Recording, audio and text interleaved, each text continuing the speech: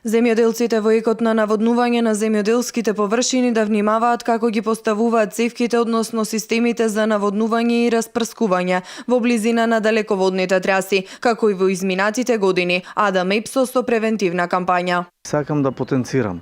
Секогаш кога ракуваат со нивната опрема за наводнување и за распрскување во близина на далеководи од преносната мрежа, да имаат на ум дека водата е проводник на електрична енергија и дека со невнимание или со небрежност, со допир на водата, со проводниците се изложуваат на голема опасност по нивните животи, по здравието, но и по животите и по здравието на сите лица кои што може да се најдат во нивната околина.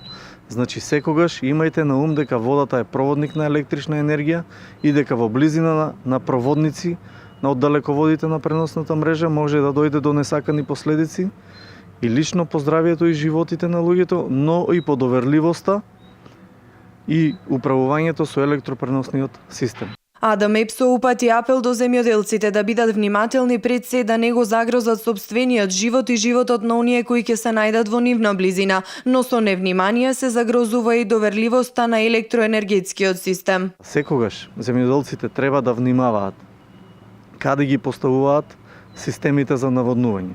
Односно, никогаш да не ги поставуваат прскалките под проводниците на далеководите, заради тоа што се изложуваат на голема опасност самите тие, сите лица кои што може да пројдат или да се најдат во нивна близина, а и ја нарушуваат и доверливоста во работењето, односно во управувањето со електропреносниот систем.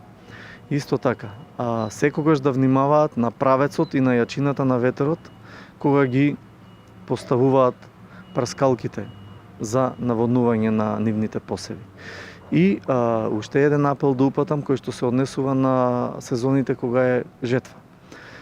Секогаш да избегнуваат поминување со робусна земјоделска механизација, особено под проводниците и воопшто во безбедносните коридори на далеководите. Стојанов истакна дека благодарение на кампањите и на медиумите од 2013 година нема несреќни случаи под далеководите во Македонија. Последниот случај кој заврши фатално за земјоделец од Свети Николскиот регион беше пред 5 години.